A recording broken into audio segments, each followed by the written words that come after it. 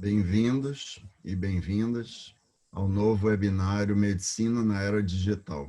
O tema de hoje, abordando uma outra área bastante inovadora, que é a área da nutrição. Nos últimos anos, com muitas novidades em relação à interface da área da nutrição com a tecnologia. Nós temos o prazer de convidar hoje para estar com vocês 3 professoras e pesquisadoras na área da nutrição que são coordenadoras de um curso que está sendo lançado nessa área na PUC-Rio. As doutoras Larissa Cohen, Luciana Sarmento e Patrícia Quintela vão nos dar esse prazer de trazer algumas das novidades, de várias, porque é um tema bem vasto, das novidades tecnológicas relacionadas ao trabalho em nutrição. Como outras áreas, é claro que algumas tecnologias são comuns, como, por exemplo, comunicação entre paciente e profissional, comunicação entre profissionais, mas há algumas tecnologias que vêm sendo desenvolvidas de maneira mais focada, mais específica, e é justamente esse que vai ser o tema de hoje. Então, vou começar passando para Patrícia Quintela. Boa noite, Patrícia. Boa noite a todos, né? Foi muito empolgante esse tema, Jorge. Foi bem bacana. É um mundo a ser descoberto, é um mundo a ser explorado. Ainda tem muita coisa aí. Eu, Larissa e Luciana, dividimos os temas, porque realmente tem muita inovação nessa área. E vou falar sobre as inovações tecnológicas na área de alimentos. A parte dos alimentos, né, é uma preocupação crescente aí, das organizações e mesmo de muitos grupos sobre a sustentabilidade do planeta, que até o ano de 2050, a FAO, né, que é a Organização de Alimentos e Agricultura da ONU, tem a preocupação sobre o risco do planeta entrar em colapso pela falta de alimentos. Se faz necessário alinhar todas as partes da cadeia alimentar para produzir e consumir de maneira mais sustentável. Então, aí se criou um nicho para que as inovações tecnológicas ganhassem campo, né? Então, juntou-se aí um crescente de uma sociedade mais consciente em relação à sustentabilidade, a um alimento mais saudável, mais saboroso, mais prático, com mais segurança, né? Então, ocorre uma demanda, né, no mercado, enquanto que as indústrias elas não conseguem mapear corretamente esse desejo do consumidor, criando, então, um gap aí no mercado. Então, por conta disso, houve aí um crescimento, né, de empresas que se aprofundaram aí na ciência dos alimentos e inovações tecnológicas, criando-se, então, muitas alternativas e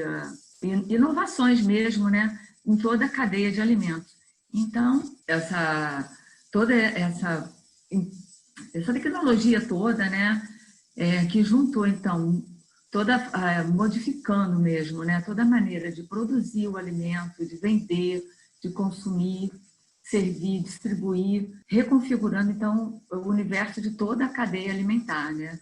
Então, surgiram, então, as startups, né, que são essas empresas no ramo da alimentação, né, onde elas preenchem toda essa cadeia, desde lá, a produção lá no campo, até a parte da distribuição desse alimento, até a parte mesmo do consumidor. Então, assim, todo esse manejo dessas empresas, né, elas visam mesmo diminuir custos, aumentar a praticidade, né? A tecnologia, então, é aplicada em diferentes pontos do setor alimentício, né? Então, ela vai desempenhar aqui um papel fundamental em vários setores, como vocês podem perceber aqui, que vai desde a questão da sustentabilidade mesmo, na qualidade dos produtos, no impacto da vida dessas pessoas, né? Desde a agricultura até realmente chegar à mesa do consumidor. Então, a gente vê que percebe que as principais inovações ligadas ao mercado de alimentos acontecem nas áreas de insumos, da biotecnologia, bens de capital e embalagens. Então, a gente realmente, quando a gente fala em tecnologia de alimentos, a gente lembra muito só da parte iFood, né, dessas empresas, mas isso aí é só uma poeira de tudo que acontece. Na parte da agricultura digital, a gente tem, então, uma automação aí de toda a parte agrícola, né? Onde tem realmente assim, a questão de tratores, coletadores, drones, né? Para monitorar clima, maturação de grãos, o aspecto da irrigação de precisão, a questão do desperdício da produção, né? Então, assim, a intenção de tudo, na verdade, é diminuir o desperdício, é melhorar a produtividade, é diminuir custos, é dar mais qualidade aos alimentos, enfim, tem vários aspectos aí que são alcançáveis com toda essa tecnologia. O termo agricultura 4.0, ele se refere à quarta revolução industrial, que é o processo industrial inserido de troca de dados, de toda a parte de automação e tecnologia.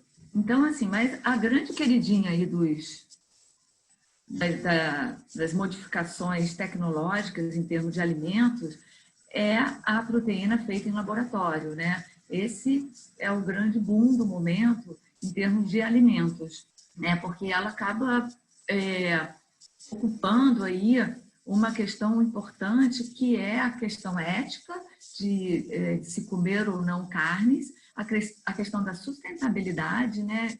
Em relação ao impacto que a produção, a pecuária, o gasto, a questão da água, né, da poluição, de ter mais e mais carnes para alimentar a população toda, mais e mais campos para produzir alimento para esse gado, e fora a questão ética mesmo da criação de animais para sacrifício.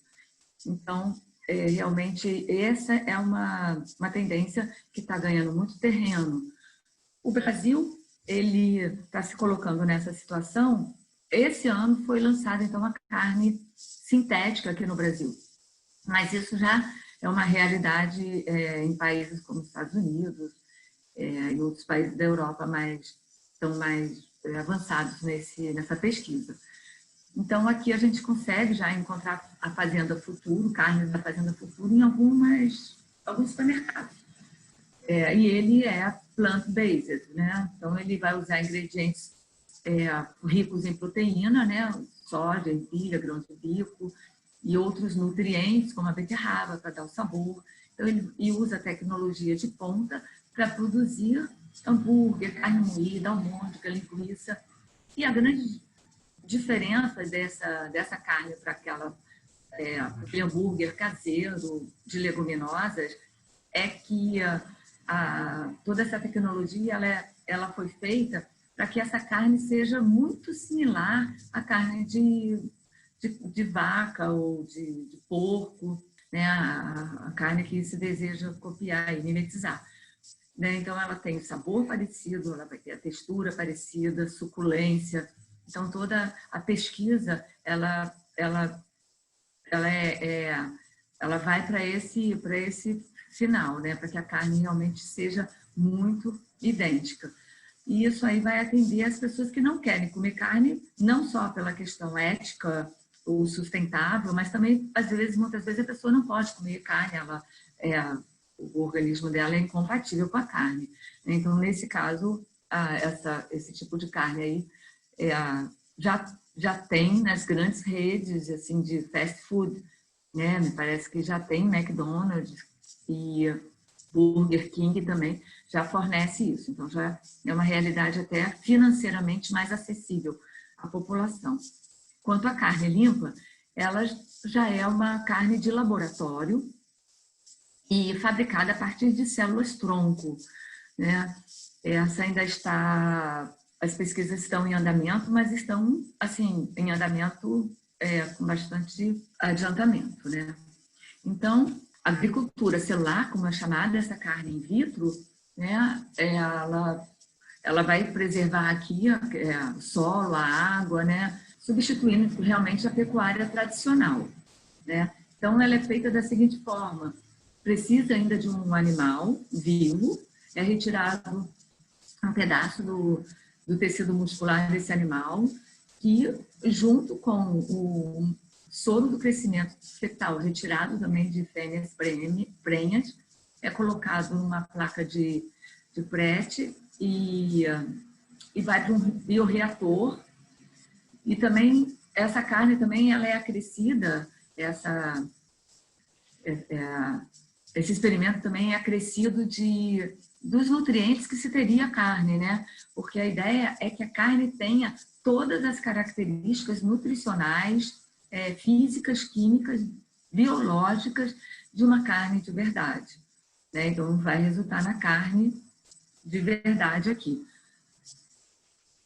A questão ainda que se levanta muito, né, é a questão ainda da vigilância, né, e da questão do lobby da pecuária, né, mas isso ainda é uma coisa a ser muito conversada e estudada, e, enfim, vai dar pano para manga isso aí, né.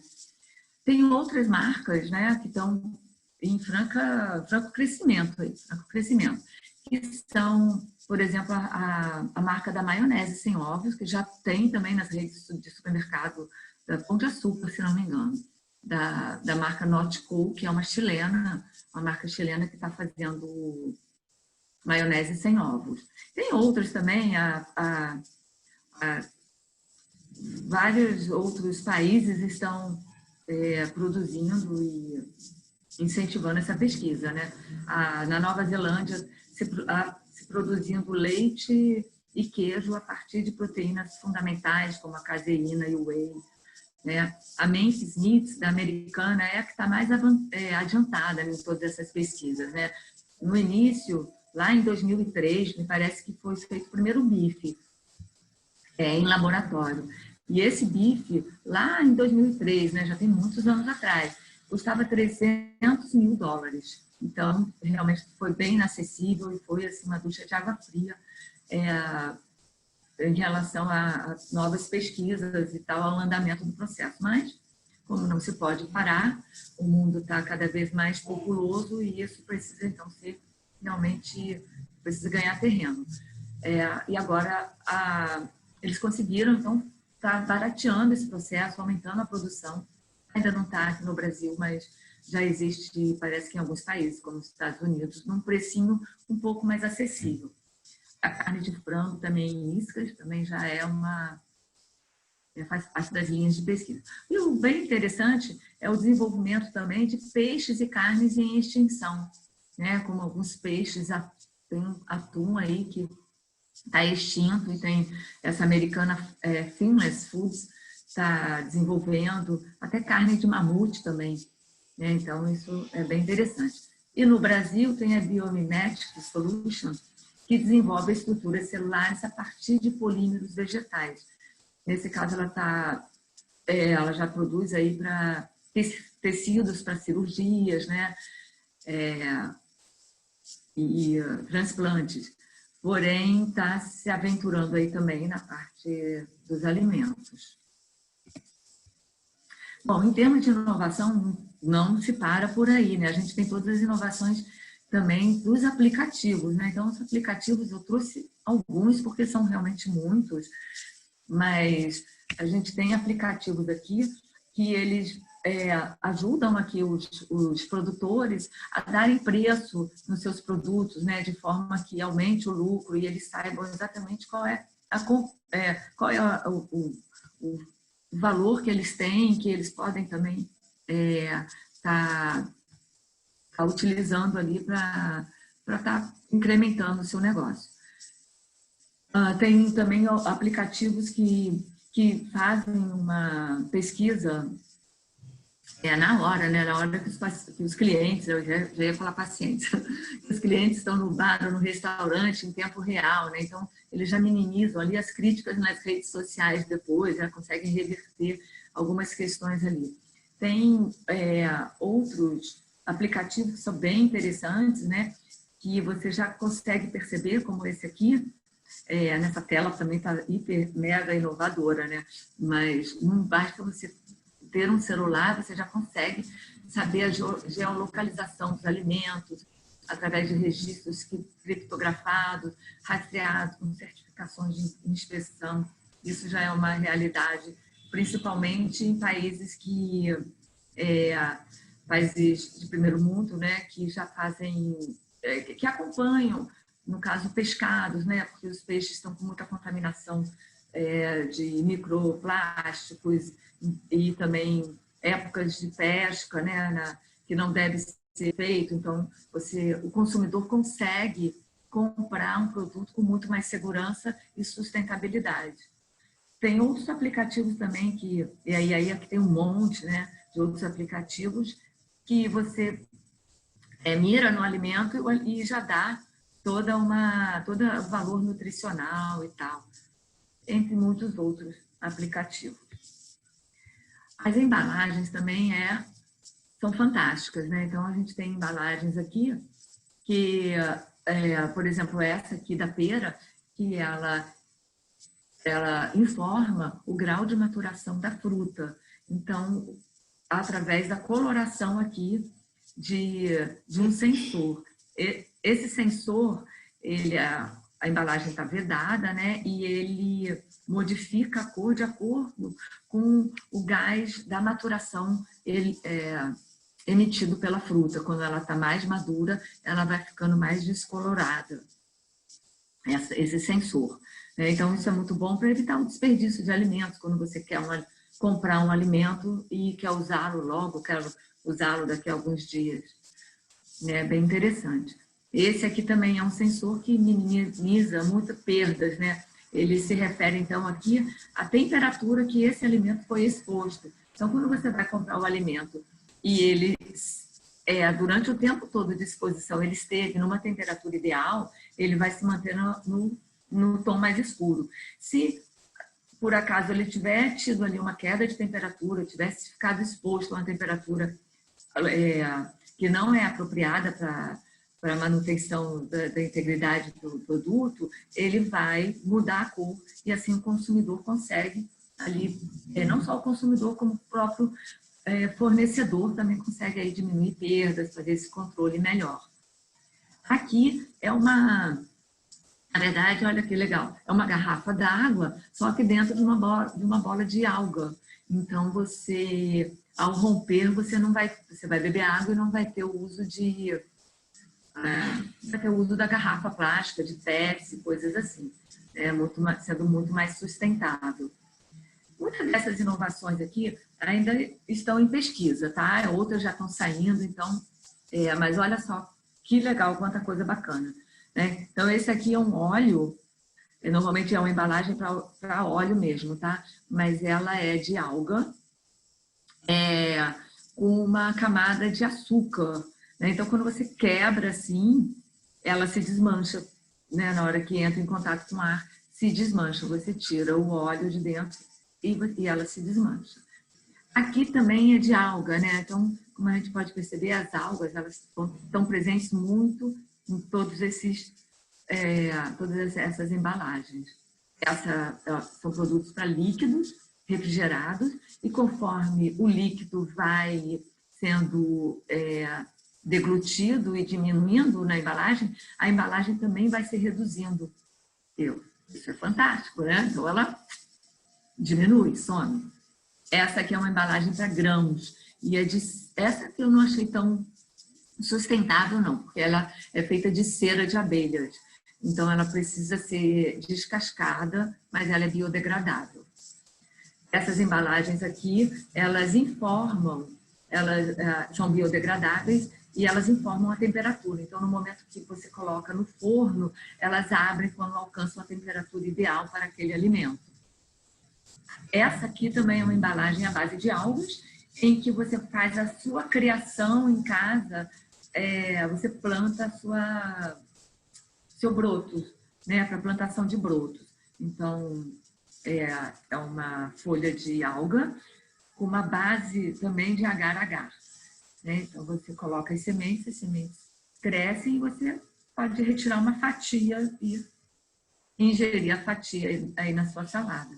Essa outra embalagem aqui ao lado é uma embalagem que já tem uma refeição toda pronta e é só acrescentar água quente. Né? Ela me lembrou um pouco aquela do macarrão, mas ela a pegada dela é ser saudável, né? Então ela vai ter todos saladas, vegetais e proteínas ali, que basta adicionar água quente que ela vai se expandir e vai fazer uma refeição completa. Essa aqui também é a grande queridinha, né? Que é a impressora 3D. A impressora 3D, essa aqui não existem tantas no mercado, mas já tem algumas aí à venda. A Foodini, ela é americana e ela está sendo vendida por $4.000.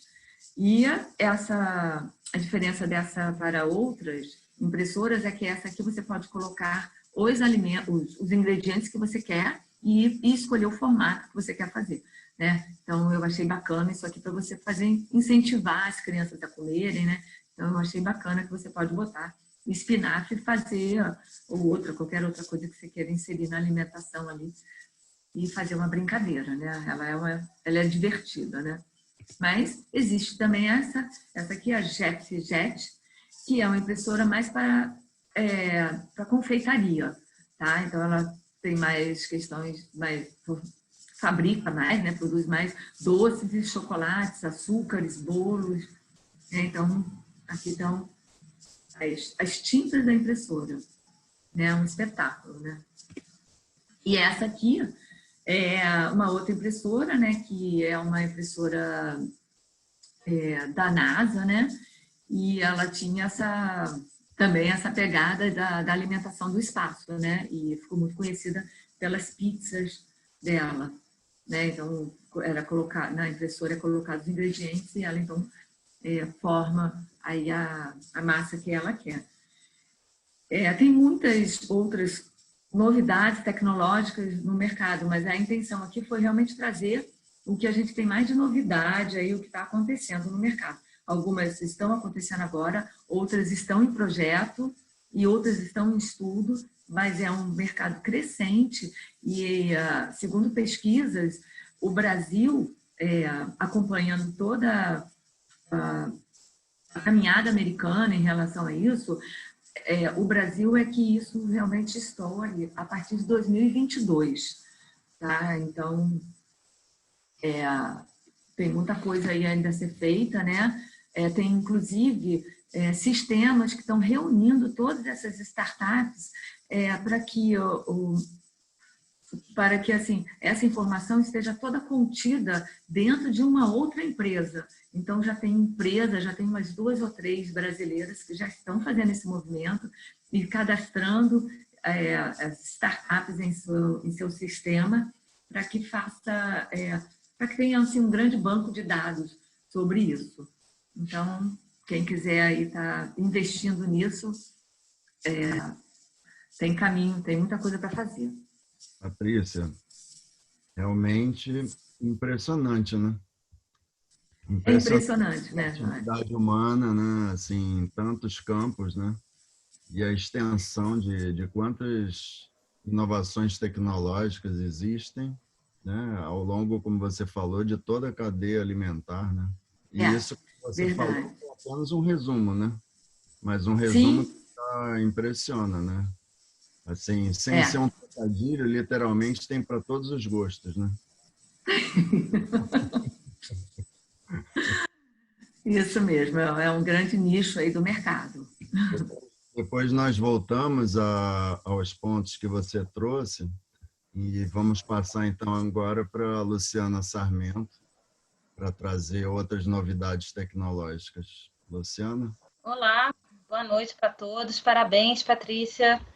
Você trouxe muita coisa interessante, muitas novidades surgindo por aqui. E eu vou falar um pouquinho sobre nutrição também, tecnologia, só que eu vou me ater ao atendimento em consultório, tecnologia e os recursos que a gente tem e os recursos e os novos recursos que estão surgindo nessa área. Tem muita novidade também. Eu fiz um breve resumo porque realmente o assunto é bastante extenso. Bem, quando a gente pensa em atendimento no consultório, a gente pensa sempre, nós profissionais da área de nutrição, em personalizar. Aquele paciente, ele tem que ser único, a gente tem que entender como é que ele funciona. E a tecnologia, ela pode estar auxiliando a gente bastante nesse processo. Então, essas são as etapas, né, de uma consulta nutricional. A gente tem que avaliar, a gente tem que interpretar os dados e depois a gente vai e consegue, a partir desses dados, prescrever ali, indicar a melhor dieta, a melhor conduta para aquele paciente e depois tem essa parte de monitorização. Em todas essas etapas, a gente vai conseguir ver que a gente pode estar utilizando tecnologia e ela pode ajudar bastante a gente a conseguir estar individualizando e personalizando a conduta nutricional. E quando a gente vê assim sistemas, o que a gente pensa? A gente pensa que o sistema ele analisa e conecta níveis diferentes de conhecimento. E a gente primeiro tem que pegar esses níveis individuais, que são, por exemplo, níveis sanguíneos, comportamento, polimorfismos, e relacionar eles entre si, para depois a gente conseguir estar passando o aconselhamento nutricional para esse paciente. E essa conexão é que vai fazer a diferença. E a gente já existe, né? A gente já trabalha com alguns softwares, alguns sistemas que ajudam a gente nesse processo. São programas que a gente pode estar coletando, armazenando os dados e eles ajudam a gente ali a estar direcionando melhor a conduta. Esses sistemas, o ideal realmente seria que eles fossem integrados nesse processo.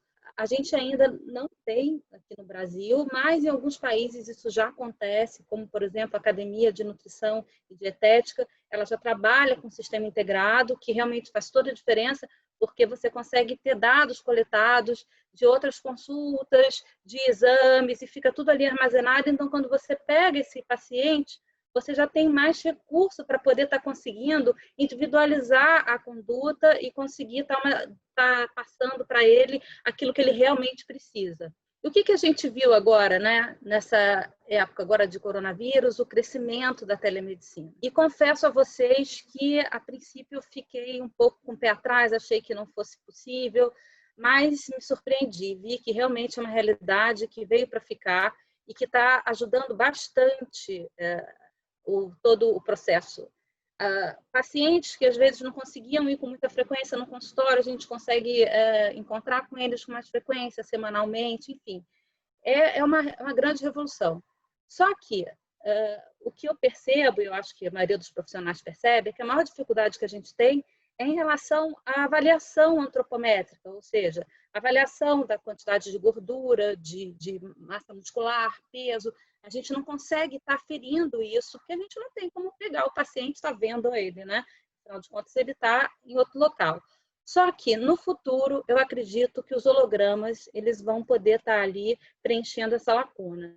A gente já vê que essa realidade já existe, cirurgias já acontecem em 3D, aqui, nesse exemplo do coração, o médico consegue ali estar observando melhor o órgão e ali ele sabe direito onde que ele tem que estar ali agindo durante a cirurgia. Então, no futuro remoto, a gente já vai poder ter essa tecnologia nos ajudando a melhorar as consultas de telemedicina. E o que a gente tem agora? O que a gente utiliza agora no consultório em relação a conseguir avaliar direito a massa muscular, massa de gordura? A gente tem essas balanças de bioimpedância que são bastante úteis e bastante conhecidas no mercado. Temos vários modelos, uns mais modernos, que fazem relatório, que a gente pode estar dando esse relatório para o paciente, relatórios que conseguem mostrar para a gente a gordura visceral, a quantidade de gordura, por segmentos, que é bastante útil e ajuda a gente bastante na nossa conduta. O que surgiu há menos tempo, né, que era usado mais na área médica, são os ultrassons. Os ultrassons também ajudam bastante também, dão a quantidade de gordura, de massa muscular, enfim, a gente consegue ter uma visão global desse paciente, só que ele não é todo mundo que consegue utilizar, você precisa de um treinamento maior, que quando a gente utiliza a balança de bioimpedância, a gente não precisa desse treinamento, é muito mais fácil acesso. E na área médica, já vem sendo utilizado alguns dispositivos de ultrassom que se ligam, né, nos celulares e que você consegue estar ali avaliando a composição corporal. Acredito também que esses dispositivos eles vão ser adaptados para a nossa área de avaliação corporal, e acho que também vai ser um recurso que vai nos ajudar bastante durante a identificação da composição corporal daquele paciente. Eu acho que o grande boom, né, a Larissa vai falar depois melhor sobre os exames, mas eu acho que é a nutrigenômica realmente, essas áreas ômicas, pós o projeto Genoma, realmente apareceu ali para ficar. A gente consegue estar identificando muito mais, individualizando muito mais a conduta, e a gente, a partir desses dados, junto com a história de vida, com a epigenética, a gente consegue também direcionar muito melhor a nossa conduta. E nessa parte de monitoramento é que tem bastante novidade. Essa parte de monitoramento, talvez, sei lá, eu acho uma das partes mais importantes da consulta nutricional, da conduta nutricional, porque a gente dá várias metas para o paciente, mas a gente não ensina, às vezes, muito como eles devem atingir essas metas, que é o mais difícil. Como é que você vai conseguir ali estar dando conta de tudo aquilo que o nutricionista falou? Então, essas tecnologias, elas realmente são coadjuvantes, elas podem ajudar bastante. E tem muita novidade nessa área.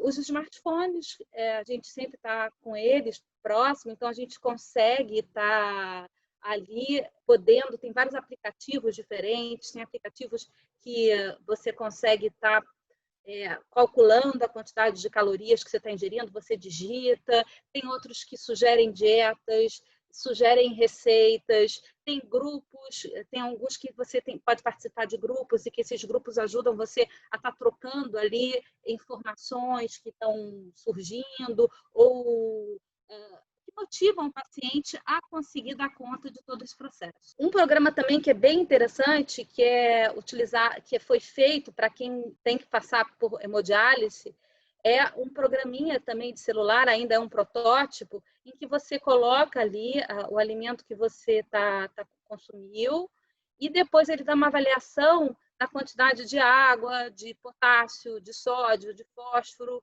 e você tem ali essa informação, e o bonequinho ele sorri se você está com a quantidade correta, ou então ele fica tristezinho se você não está.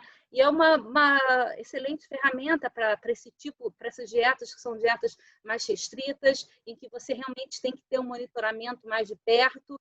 Esse recurso faz toda a diferença nessas situações. E vários aplicativos diferentes para dietas diferentes, como, por exemplo, Low Carb, FODMAPs, tem aplicativos específicos para crianças com brincadeiras, com receitas, enfim, são uma quantidade absurda de aplicativos diferentes. Nessa área também, ainda de celular, o QR Code ele é bastante utilizado. Também existem restaurantes que você, através do código de barra, você consegue identificar a composição nutricional do prato do cardápio, a quantidade de macronutrientes, micronutrientes, calorias. E também tem um aplicativo bem interessante, que você, através do código de barras, ele fornece a quantidade de sódio que tem, diz se o alimento é saudável ou não, e ele também oferece uma lista de alternativas com menos quantidade de sal, ou alimentos mais saudáveis. Na área de imagens, a gente também tem bastante coisa nova acontecendo. Os aplicativos que você pode estar fotografando o alimento, aí passa por uma central, se conecta com uma central, ela visualiza e manda de volta essa informação dizendo a quantidade de calorias, de nutrientes, enfim, que a pessoa ingeriu nessa refeição. Existem também programas que conseguem fazer um link entre o que a pessoa consumiu com as necessidades que a pessoa precisa consumir. São bem interessantes e ajudam também bastante a pessoa a estar conseguindo monitorar melhor a dieta. Mesas também que funcionam com câmera e que você coloca ali o prato em cima de um recipiente e ele consegue estar analisando ali, através da câmera, toda a composição nutricional do alimento. Tem também essa parte de vestíveis, que a gente chama, que você consegue, através de sensores que você coloca aqui no nódulo da orelha, você consegue, através do movimento das mandíbulas, você consegue reproduzir o quanto a pessoa mastigou e o quanto a pessoa comeu. São bem interessantes, tem vários modelos diferentes, tem um modelo que é uma coleira, tem outro que é tipo um colar. O do colar você pode utilizar ao longo do dia, só que você tem que estar registrando ali, tem que estar fazendo um diário do que você está comendo. Ou então você tira foto e manda, e aí você consegue ter uma estimativa do quanto você consumiu naquela refeição ou ao longo do dia. Tem também esses dispositivos, que também ainda são protótipos, de movimento, que pelo movimento do braço ele consegue avaliar as características do alimento. Também é um protótipo ainda. E o Bodybug, que já é comercializado, que ele consegue medir a quantidade de calorias que você gastou, que a pessoa gastou ao longo do dia. Eles também podem ser acoplados a alguns programas e eles interagem e a pessoa fica sabendo direitinho se ela atingiu ou não a programação que ela tinha, nutricional. É bem interessante esse relógio. E na área de smart home, a gente também tem bastante coisa.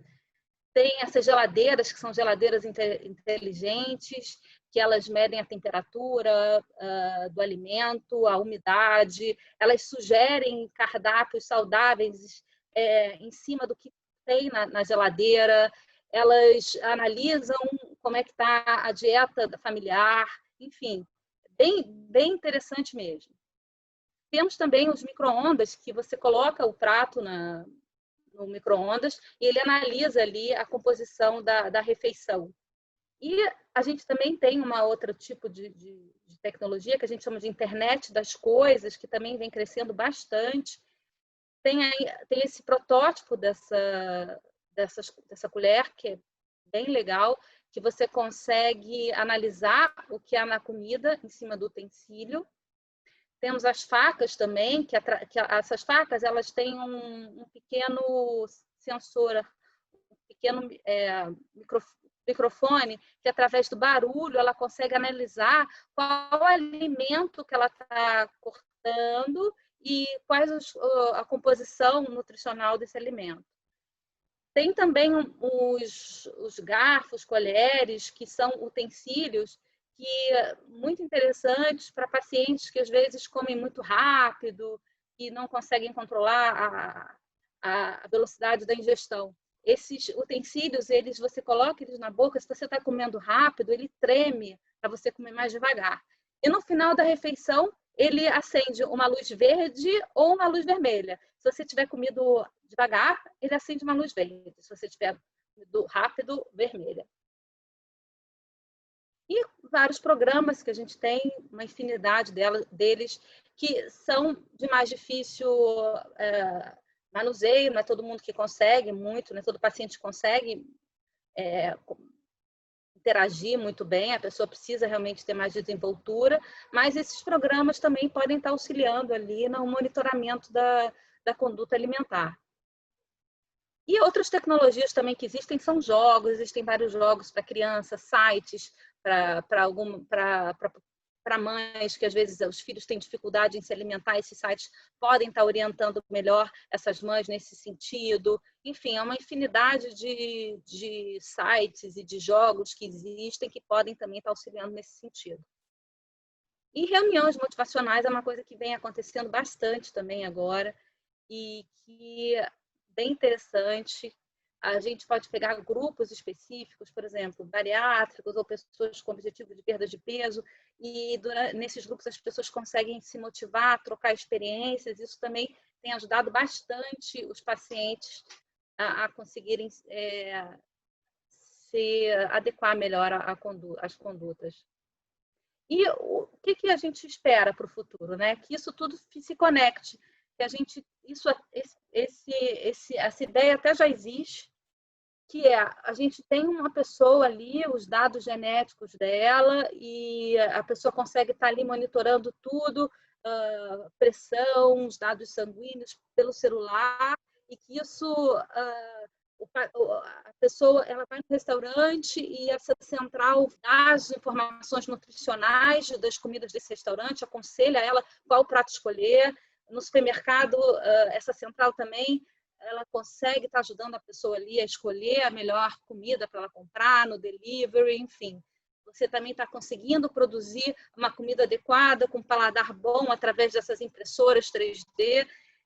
Eu acho que no futuro vai ficar muito mais, a gente realmente vai ter muito mais facilidade para conseguir estar conseguindo atingir os objetivos nutricionais. Acho que tem muita tecnologia aí surgindo, o que falta realmente a gente conseguir estar conectando tudo, que elas conversem entre si para que as coisas funcionem melhor. Bem, é isso que eu queria falar. Eu acho que bastante coisa que existe. Eu tentei trazer um resumo breve, mas é muito interessante essa área de tecnologia no atendimento. Sim, Luciana, a impressão que dá, assim como depois da Patrícia, é que é um mundo de ficção científica, né? Impressionante, Lembrando né? que várias coisas já estão no mercado. Algumas, claro, têm protótipo, mas algumas já estão sendo utilizadas, né? Sim. E tendem a aumentar a escala e baixar o preço, né? Sim, sim. Antes de eu passar para a Larissa, eu pensei assim, bom, assim como a Patrícia falou de agricultura 4.0, com essas coisas que você apresentou, talvez a gente pudesse falar num nutricionista 4.0, e até num paciente. Verdade. Mas depois nós voltamos aí de maneira específica. Então, Larissa Cohen, por favor. Boa noite a todos e a todas. Realmente a gente tem aí um mundo, né, de tecnologia, muitas inovações, às vezes até um pouco, eu diria, assustadoras, né? Mas que a gente tem que se adaptar. Eu vou compartilhar aqui a tela. Então, me coube falar aqui um pouquinho sobre exames e mais alguns recursos. A Luciana já falou bastante de alguns, mas eu também vou reforçar um pouquinho, né? Porque é tanta novidade que é isso que o professor Jorge falou. Parece que é um filme de ficção científica, mas já está acontecendo. Então, por que, né, dos exames que auxiliam na conduta nutricional? Então, vou falar de alguns exames que nós fazemos fora do consultório, né? Então, que os nutricionistas precisam estar atentos a uma nutrição personalizada que vem a todo vapor, né? Então, por que dessa nutrição personalizada? Porque à medida que a pandemia das doenças metabólicas aumenta, cada vez mais a gente vê as pessoas doentes, né? Se torna claro que uma abordagem generalista da dieta não funciona para todos. E que cada vez mais essa vai ter uma variação significativa, a gente vai enxergar essa variação significativa nas respostas individuais às intervenções sobre dieta e estilo de vida. Então, o nutricionista ele precisa estar preparado para essa situação da personalização da dieta. A gente fala muito hoje em dia dessa personalização da dieta de acordo com a anamnese, né, de acordo com a parte clínica, mas isso cada vez mais vai ser bem específico. E aí, essa nutrição personalizada, habilitada pela tecnologia comercial, ela passa por esse crescimento rápido, só que na prática clínica o que a gente observa é que muitas pessoas ainda são um pouco resistentes, principalmente aquelas pessoas que já exercem a profissão há um pouco mais de tempo e não estão tão atualizadas assim. Então, para reforçar isso, né, foi feita uma pesquisa que foi publicada aqui em 2019 na revista Public Health Genomics, e eles fizeram uma entrevista com mais de 300 nutricionistas do mundo todo. Eles pegaram salpicados de cada país, mais ou menos, e fizeram perguntas, colocaram um questionário sobre a opinião deles em relação a essa tecnologia, as inovações tecnológicas e a nutrição personalizada. E a conclusão foi que a gente tem muitos desafios pela frente, né? Então, para esses nutricionistas, praticar essa nutrição personalizada, ela tem como necessidade um treinamento para aumentar a eficácia dessas novas tecnologias, ou seja, não adianta nada a gente ter as tecnologias e o nutricionista não saber aplicar, não saber interpretar esses exames, essas tecnologias. A outra questão é que é necessário abordar as questões éticas e os riscos associados às novas tecnologias. Então, questões éticas como o sigilo, né, do conteúdo desses exames. Então, como que fica isso também em relação à parte dos convênios, né, a partir do momento que você já sabe da predisposição que aqueles indivíduos têm a certas doenças. Então, são questões importantes de serem consideradas. E, além disso, ainda estimular uma mentalidade empreendedora. Então, que a gente sabe que profissionais da área da saúde têm um pouco de dificuldade com essa mentalidade empreendedora, né? Então, a gente fica sempre um pouco com o pé atrás de como agir nessa questão do empreendedorismo, mas esses exames vão exigir que o nutricionista ele se comporte de uma maneira mais empreendedora, até para fazer uma venda, entre aspas, né, desses exames, mostrar a importância desses exames, e isso ele vai ter como resultado uma qualidade da prescrição dietética dele, o resultado do paciente e, assim, possivelmente, o aumento da clientela dele. Então, a gente vai começar a entrar aqui em alguns exames, e aí eu vou chamar a atenção aqui mais para a genética, né? Inicialmente, a gente vai começar da parte bem micro, que é o mundo das ômicas. Então, acho que a Luciana até falou um pouquinho, e é um mundo, assim, como é que eu posso dizer? Interessantíssimo, com muitas novidades. Então, para quem não está habituado a ouvir, né, esse termo, as ômicas, né, são um conjunto de técnicas moleculares que auxiliam na compreensão das diferentes moléculas biológicas e que vão dar funcionalidade a um organismo.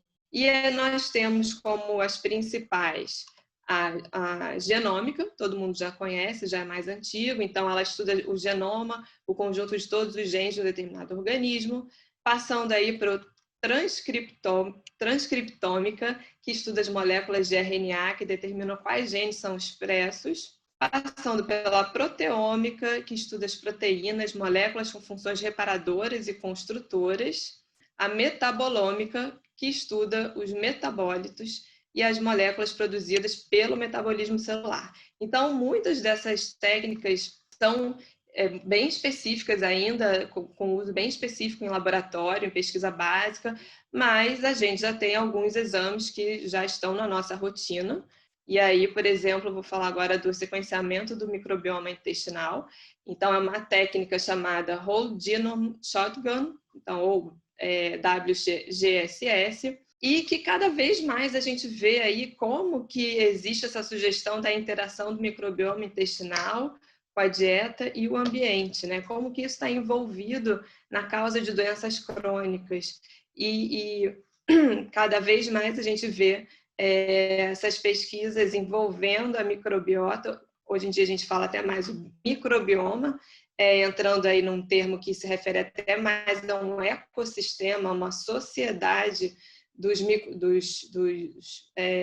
das bactérias dentro do nosso organismo. Então, essa técnica, ela mostra que uma mesma espécie pode parecer, das bactérias, elas podem parecer similares, mas diversas cepas podem diferir entre si e ter diferentes funções no microbioma e produzir diferentes metabólitos com interferência na saúde humana. Então, é uma técnica que tem essa diferenciação em relação à espécie, porque uma técnica anterior que muitas pessoas conhecem, chamada de 16S-RNA, ela chegava só até o gênero, ela não ia até a espécie. Então, a partir do momento que você consegue chegar até a espécie, a gente consegue ver toda essa interação, né, do microbioma e o que repercute verdadeiramente na saúde do indivíduo. Então, para que a gente vai ter esse exame? Quando a gente pode solicitar? Então, diversas doenças mais crônicas, doenças intestinais, né? Então, obesidade, disbiose, queixas intestinais, síndrome do intestino irritável, depressão, doenças inflamatórias em geral e oncologia. Assim, na verdade, a gente pode solicitar para qualquer indivíduo a fim de personalizar a dieta dele. E aqui é um laudo de como vem esse exame, e aí mostra-se aqui nesse laudo a quantidade que a gente vai ter, ou seja, a diversidade bacteriana, a descrição e a abundância dos filos e dos gêneros e das cepas específicas. Então, o objetivo é conhecer os níveis de bactérias que são produtoras de metabólitos importantes para o nosso organismo. Por exemplo, um metabólito super importante é o butirato, né? Então, por exemplo, na obesidade, a gente tem menos produção de butirato, tem um pouco mais produção de acetato, que é um metabólito que não é tão interessante assim. E aí a gente observa que bactéria que a gente tem lá, por exemplo, nesse obeso, né, será que ele tem mais o dos firmicutes, menos bacteroidetes? Como é que a gente pode fazer para equilibrar melhor essa flora? Que alimentos que a gente vai poder oferecer a esse indivíduo? E, além disso, a gente ainda observa aqui a metabolização de medicamentos. Então, hoje em dia, a gente já sabe que as bactérias do intestino, elas são consideradas um grande sistema de eliminação e detoxificação.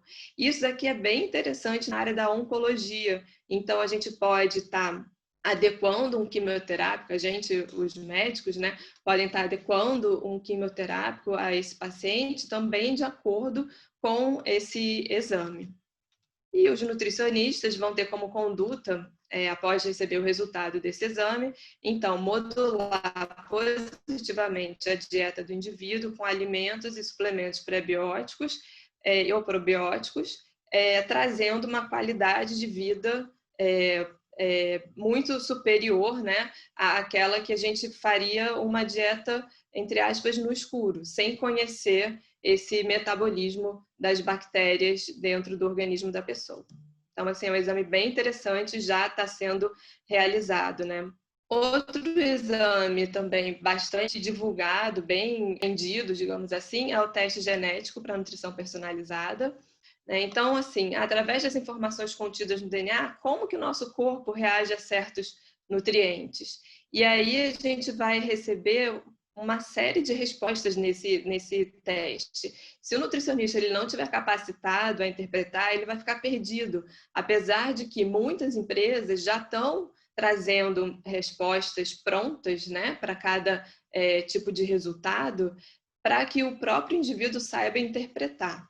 E aí nós temos uma série de resultados em relação à necessidade de micronutrientes, então vitaminas, minerais, antioxidantes, ômega 3. Ele mostra também tolerância à lactose e ao glúten, a resposta metabólica ao álcool, a sensibilidade à cafeína, então isso é bem interessante até para atletas também. Ele mostra, como a gente já falou, né, a predisposição a doenças, a influência da genética na escolha dos alimentos, na compulsão alimentar, na sensação de fome, no sono, na resposta inflamatória, ou seja, é bem completo, né? Então, é um exame que ajuda bastante na prescrição dietética. Então, como eu falei, ele é muito simples, é feito um swab, né, na mucosa interna da boca, e depois você manda isso para análise do laboratório, muitas vezes por correio. Então, isso traz aí algumas questões, né, desse teste que está sendo vendido de forma bem comercial, bem, hoje em dia, de uma forma bem fácil, né, é que não tá tendo envolvimento de médicos e nutricionistas nessa interface, digamos assim, né, do exame e paciente, o que traz uma questão importante em relação a como o paciente, o cliente, no caso, ele vai lidar com uma situação de olhar num laudo que ele tem uma predisposição a desenvolver câncer, por exemplo. Então, fica essa questão, como é que até ele procurar um profissional, que tipo de sofrimento isso pode levar a ele? Ou, às vezes, nem procura um profissional, porque essas empresas já oferecem sugestões de estilo de vida e indicações alimentares. Então, a pessoa pode seguir sozinha se ela não tiver, né, esse insight de procurar uma ajuda, né, mais profissional. Então, nesse sentido, alguns laboratórios têm feito testes específicos, sem ser esses tão comerciais que a gente compra na internet. Então, para isso, o nutricionista ele precisa estar muito mais capacitado, porque não vem, esses testes não vêm com a interpretação como esses mais comerciais. Mas é uma ferramenta bastante útil, bem interessante. Esse aqui é o OligoScan, então é uma ferramenta, uma tecnologia, digamos, para avaliação de minerais.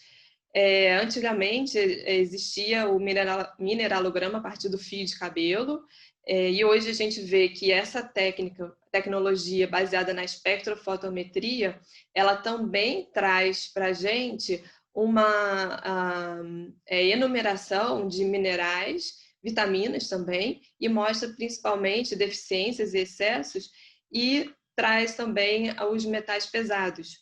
Então, é bem interessante na avaliação nutricional, para diversos tipos de patologias, a gente poder equilibrar os metais, os minerais, as vitaminas.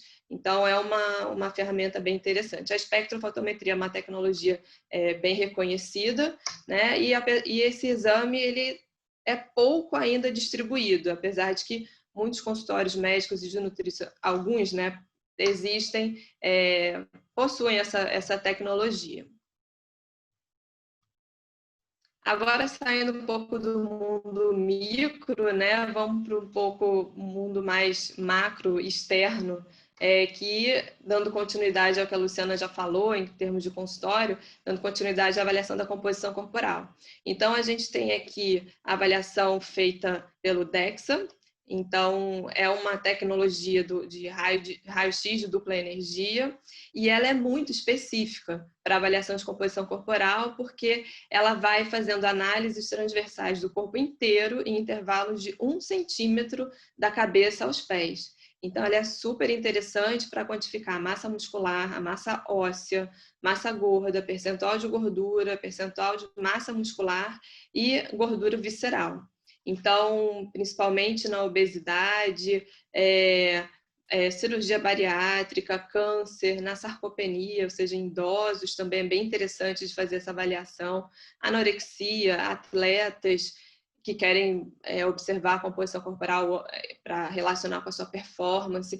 Então, é um método, uma técnica considerada padrão ouro para avaliação de composição corporal. Está sendo feito em diversos laboratórios, não é de tão difícil acesso assim, mas é uma tecnologia mais nova e bem interessante para esse acompanhamento de composição corporal. O laudo é autoexplicativo, né? Então você tem a diferenciação por cores em termos de osso, músculo, gordura, mas também exige um certo treinamento para ter uma avaliação, principalmente essa avaliação acompanhada. Então, um laudo que parece, né, o laudo da densitometria óssea, então é o mesmo aparelho, só que com o foco aí para avaliação de composição corporal. Bom, outra ferramenta, outra tecnologia, né, interessantíssima para a gente aprofundar a prescrição dietética, para personalizar, é a calorimetria indireta. Então, ela é o padrão ouro para a gente medir o gasto de energia em repouso, a taxa metabólica em repouso. É uma tecnologia que ela vai medir o gasto de energia, quantificando o consumo de oxigênio e produção de dióxido de carbono. Então, ela pode ser feita no ambiente de consultório ou pode ser feita em hospitais, tá? Então, essa tem uma facilidade, por ser mais portátil, tem a facilidade de ser feita em consultório. E ela vai dar para a gente a taxa metabólica em repouso e vai fazer uma comparação com o esperado para aquela pessoa, de acordo com as características. Então, aqui a gente tem um laudo, por exemplo, de uma pessoa que tem um IMC de 30, ou seja, uma pessoa obesa, e que mostra que ela tem uma taxa metabólica 30% abaixo do esperado para a idade dela. Então, ela tem um metabolismo lento. E daí a gente já começa a pensar numa proposta de dieta para acelerar esse metabolismo. E além dessa quantidade da caloria, a calorimetria ela também provê o coeficiente respiratório, ou seja, ela mostra que tipo de substrato energético, carboidrato ou gordura, o paciente está utilizando mais como fonte de energia. E no caso desse paciente aqui, por exemplo, o azulzinho mostra que ele consome mais carboidrato como fonte de energia e ele quase não acessa, aqui em amarelinho, ele quase não acessa a reserva adiposa dele. Então, a gente precisa equilibrar esse coeficiente respiratório com a dieta e também sugerindo uma orientação de exercício físico. Então, é um exame bem interessante na personalização também da dieta. E aí, a gente tinha muitos exames a serem comentados, mas como o tempo é curto, né, eu trouxe aqui os que estão mais sendo utilizados e práticos, né, na questão dessa avaliação. E alguns recursos, a Luciana já falou um pouquinho dos wearable devices, né, que é a tecnologia vestível, e aí a gente tem aqui como uma grande tendência. Com certeza os pacientes já chegam no consultório, já chegam, por exemplo, com os dados de uma balança smart, né, e aquela balança já passa todo o acompanhamento de peso, de composição corporal daquele paciente, ele já traz para a gente essa leitura, para a gente fazer esse acompanhamento. Então, aqui a gente mostra diversos formatos, né, dessa tecnologia vestível, utilizando a internet das coisas, como a Luciana também falou. E é bem interessante porque você consegue acessar e monitorar em tempo real alguns itens, como batimentos cardíacos, níveis de colesterol, glicose, hormônios, de acompanhamento da taxa de gordura, e isso vai cada vez mais auxiliando o profissional da saúde em condutas personalizadas, tanto no consultório, no home care e hospitais também. E aí a gente tem agora, vai falar um pouquinho da parte prática, digamos, da dieta, né? Como colocar aquela dieta na prática com a realidade aumentada nos supermercados. Aqui eu trouxe um exemplo de um supermercado que está experimentando essa realidade aumentada, fica na Itália. E aí, o que acontece? Os produtos eles ficam organizados em mesas e prateleiras interativas, né? Então, quando um cliente ele se move, por exemplo, aqui nessa parte de frutas, ele se move para pegar uma fruta, nessa tela suspensa já aparece diversas informações sobre esse alimento. Então, aparece valor nutricional, presença de alérgenos, instruções para descarte de resíduos, sugestões de culinária desse produto. Então, como se fossem etiquetas gigantes, né? Etiquetas aumentadas. E isso veio para favorecer um consumo mais consciente e sustentável. Então, o que se diz é que no futuro próximo, acho que a Patrícia chegou a comentar isso, né? Então, a gente vai saber no supermercado todas as informações daquele produto até chegar ao supermercado. Então, a gente vai saber, por exemplo, de uma maçã, vai saber a árvore em que ela cresceu, ou seja, a região, a localização, o gás carbônico que foi produzido, os tratamentos químicos que ela recebeu, até a sua jornada, até chegar na prateleira do supermercado, que isso também é incrível, né, em termos de conhecimento que a gente agrega à nossa vida, né? E então, essa realidade aumentada, ela representa uma gamificação da experiência do consumidor, ou seja, aí já tem um apelo também comercial, né? Ela oferece a chance de entreter o público e atraí-lo de maneira mais interativa, simplificando a vida e economizando tempo. Então, com a realidade aumentada, você lá pelo seu celular ou pelo seu tablet, você tem um aplicativo e que só de você abrir a sua geladeira, apontar esse aplicativo, né, sua câmera, você já tem ali um aviso, por exemplo, de que o seu leite está acabando. Isso já te direciona a comprar o leite. isso já te direciona a fazer uma lista de compras. Então, quando você vai ao mercado, você já tem essa lista de compras, né? Esse aplicativo ainda te ajuda a direcionar aos melhores preços que você encontra nesse mercado. Quando você aponta a sua câmera do celular, enfim, para algum produto, ele já destaca um aviso importante, uma informação importante desse produto. E também, até dos produtos não embalados, ele mostra as informações nutricionais, o que é bem interessante, né? Muitas pessoas, às vezes, têm essa dúvida na hora de fazer as compras, que será que é menos calórico para eu levar, que é mais calórico? Então, aqui você ainda tem informação completa, até você chegar ao final da sua compra e ele dá para você, ele fornecer a informação de qual caixa você pode passar, né, em relação ao tempo de espera para você passar os produtos no caixa. Então, assim, realmente simplificando a vida e economizando tempo.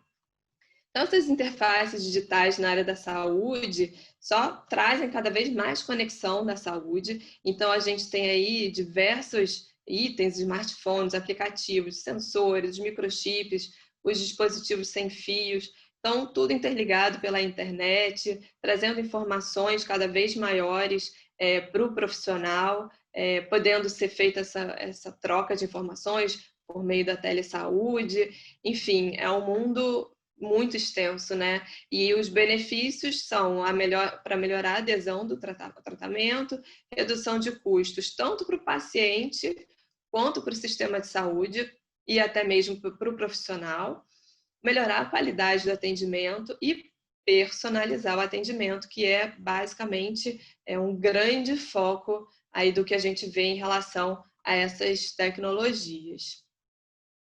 Então, hoje vivenciamos uma revolução tecnológica em que os dados gerados pelos pacientes estão disponíveis em aplicativos de saúde, rastreadores de atividades e dispositivos médicos, basta a gente acessar, né? E os nutricionistas vão precisar realmente adotar a tecnologia na sua rotina de trabalho para capacitar os pacientes a melhorarem a sua saúde dentro de uma abordagem personalizada. Então, tem muito trabalho aí trabalho dos profissionais de capacitação, de treinamento para poder capacitar o paciente. E aí eu deixo essa pergunta, será que nós estamos prontos para essa transformação? Então, fica aí essa deixa para a nossa discussão também. Queria agradecer a atenção. Vou agora passar a palavra para o professor Jorge. Larissa, realmente muito interessante, né? Todas as 3 apresentações foram muito interessantes e vai nessa linha que eu estava até puxando, né? Assim, no final estamos todos 4.0, né? Todas as facetas de uma pessoa, assim, o cliente 4.0, o cidadão 4.0, né? O consumidor 4.0, né? Então, isso é muito interessante, porque realmente é uma revolução que afeta a todos e pode beneficiar a todos, né? Assim, não só alguns dessa cadeia toda, né? De produtos, serviços, a cadeia produtiva, mas realmente beneficiar a todos, né? Os profissionais, os pacientes, etc. Eu vou puxar as perguntas da nossa audiência, então, começando pela Patrícia. Patrícia, você acha que com essa produção de carne sintética, todas essas novidades que você trouxe, isso pode ser uma das formas de acabar a fome no mundo e com saúde? Porque acabar a fome no mundo não significa tomar refrigerante e biscoito sintético, certo? É muito mais que isso, né? É verdade, Jorge. Acabar com a fome no mundo,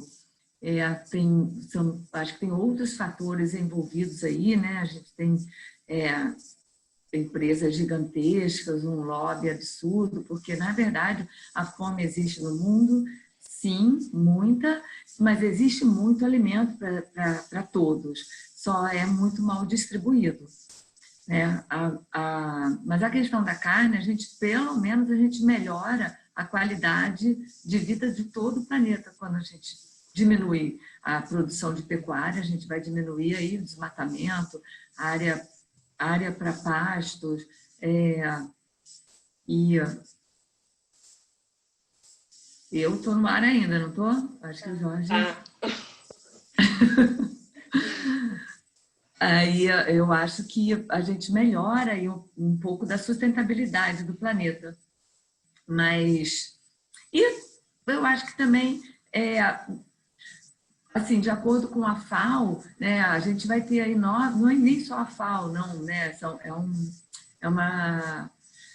é o que está sendo feito aí sobre, né, nas pesquisas, né? Em 2050 a gente vai ter 9 bilhões de pessoas no planeta, né? Então realmente não vai ter capacidade de manter todo mundo comendo carne, não vai ter. Então essa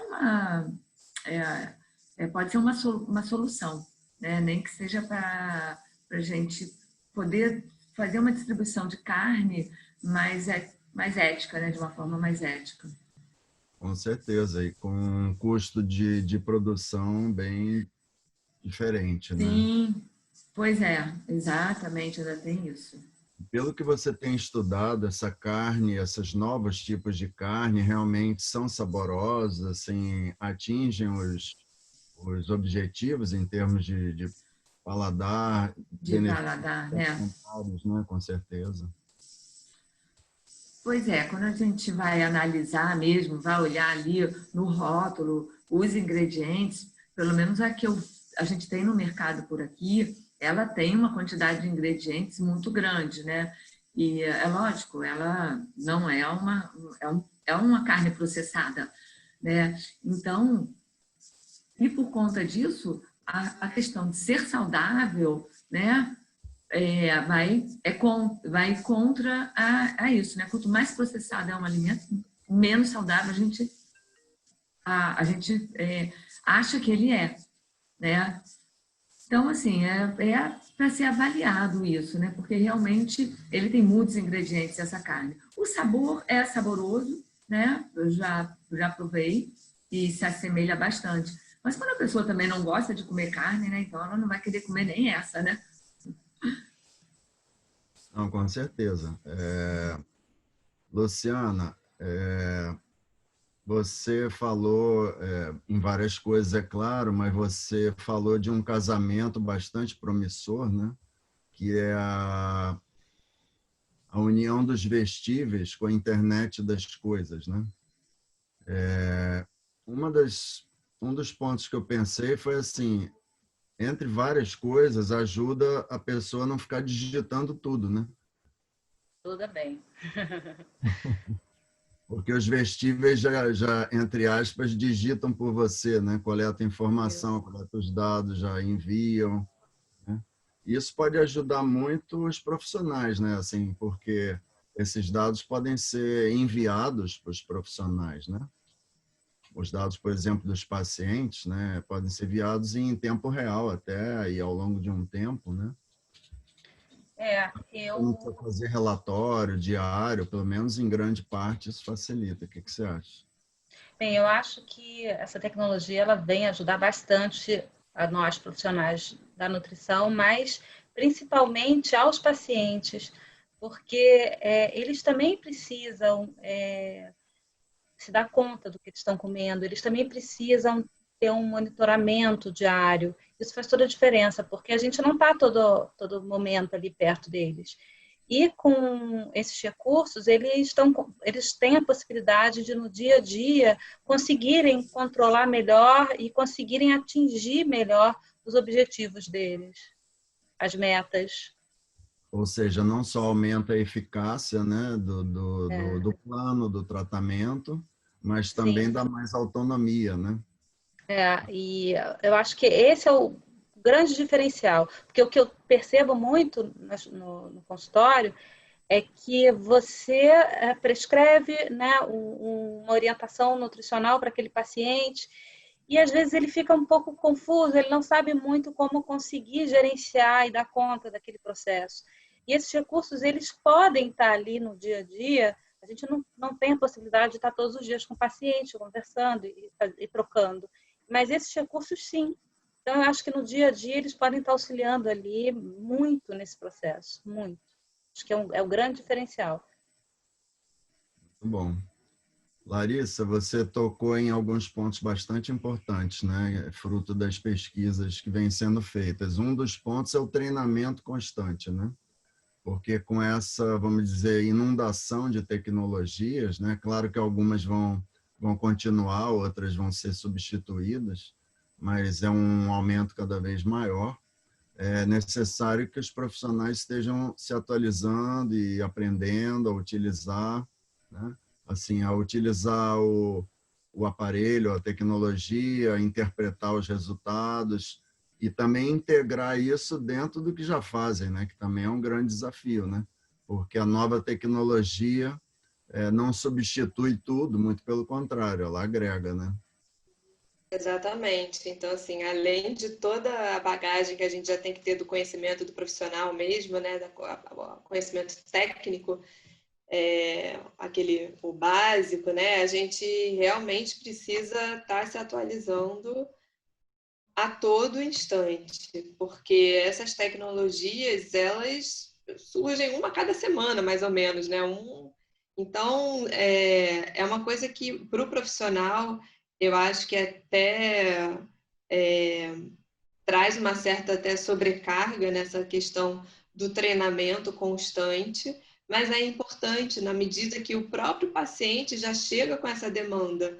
Então, hoje em dia, essas tecnologias, as ferramentas, elas não estão só disponíveis lá no PubMed, por exemplo, num local que só os profissionais acessam, né? Elas estão disponíveis aí em todas as mídias, todas as redes sociais, então o paciente ele já chega te pedindo, e se você não está preparado, né, você não tem como atender aquela demanda. Então, realmente, isso exige que a gente tenha um treinamento constante, uma capacitação constante.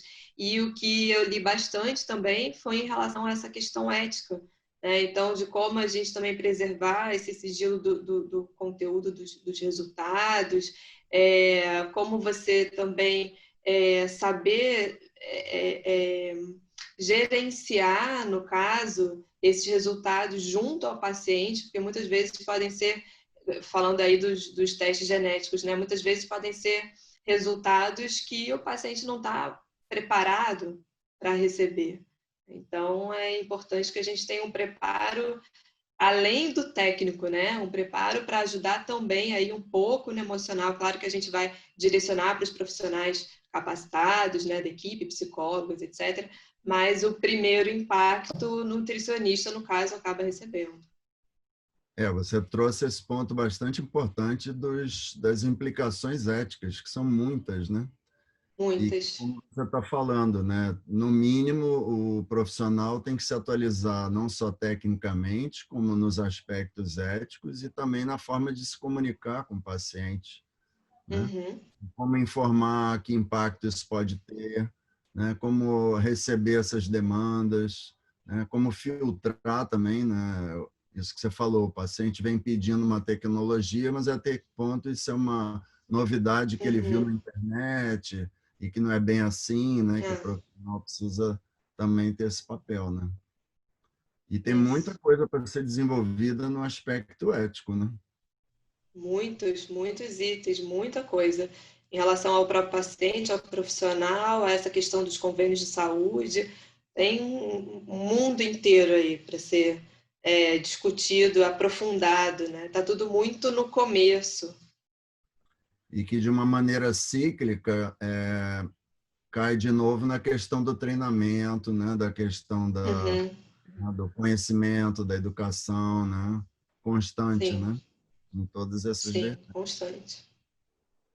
Bom, a nossa conversa está muito boa, né? Nosso público, inclusive, não está querendo deixar vocês, né? Mas nós podemos trazer vocês novamente numa outra conversa, em outro dia, para trazer mais novidades, instigar mais, né, a reflexão e mostrar essas novidades que estão impactando realmente a vida de todos, né, do profissional até as pessoas que buscam um profissional e toda a cadeia produtiva, né, de A a Z, né? Então, nós podemos ir nos despedindo, mas para nos despedir, eu acho que eu gostaria que cada uma deixasse uma breve reflexão, entre aspas, final, né, para depois a gente poder voltar. Gostaria. No caso de vocês, não dá para dizer primeiras damas, né?